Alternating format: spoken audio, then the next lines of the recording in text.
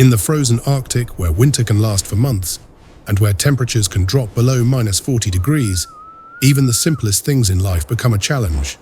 There are no sewer systems, no underground pipes, no toilets, no bathrooms, because the ground itself is frozen solid, a massive layer of ice called permafrost, almost impossible to dig. But the strange thing, some Inuit elders say that something comes at night to take what is left on the snow. Even stranger, a European researcher claimed he saw that thing himself. Was it just a story? Or was there really something moving across the Arctic ice? But before we get to that night, there is a more basic question. When the Inuit need to go to the toilet, what do they do? Where can a person go in a land where skin can freeze in just a few minutes?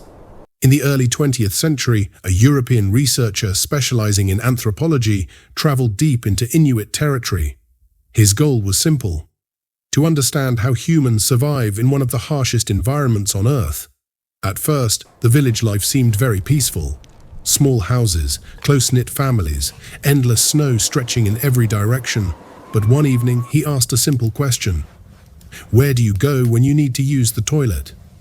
A village elder looked at him for a long moment, then quietly pointed toward the darkness outside the houses. Over there, he said, behind a snow ridge a little distance from the homes. In this frozen land, the simplest solution is often the only solution. People walk a short distance to a designated place outside the village. But the researcher noticed something odd. That place never seemed to fill up. Everything left there simply disappeared. Where did it go? Was it buried by snow? Was it carried away by the wind? Or was it taken by something else? Then the elder said a mysterious warning. Do not go there at night, because something comes. At first, the researcher believed it was just a legend, a story told during the long winter nights. But curiosity can be stronger than fear. And one extremely cold night, he went to see the place for himself. The temperature had dropped below -40 degrees. The wind howled across the ice. Above him, the sky shimmered with the lights of the aurora borealis. In the distance, he reached the place the elder described, a small clearing in the snow. Silent, empty. He waited. Minutes passed, then an hour. The cold became unbearable, and just as he was about to leave, he saw movement. Far away. At first, he thought it was just a trick of the light, but the shape started to get clearer. Something tall, thin, moving slowly across the ice. It did not move like an animal, and it did not move like a human. It approached the clearing. The researcher felt a deep fear he could not explain.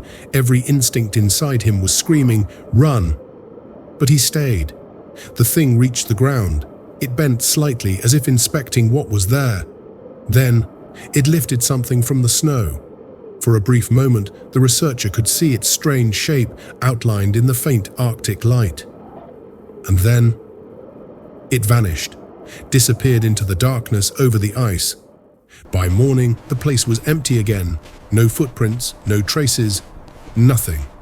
The researcher left the village a few days later and never returned. But years later, scientists offered a very different explanation. In reality, the Inuit simply use a designated place outside the village to go to the toilet. In this extreme cold, everything freezes almost instantly. Then powerful winds, polar animals, and drifting snow gradually remove everything. In some cases, ice movement can even carry materials far away. What the researcher thought he saw might have been a trick of the light, or the human mind struggling with fear and isolation. But the Inuit elders still tell the story differently. They say the Arctic does not leave things behind, that something always comes to take what is left on the ice. Science sees nature. The Inuit see something else. And even today, no one can say for certain what the researcher truly saw that night. So the question remains for you, was it only the harsh power of nature? Or was there something else walking across the Arctic ice that night? Perhaps the truth is colder and stranger than we imagine.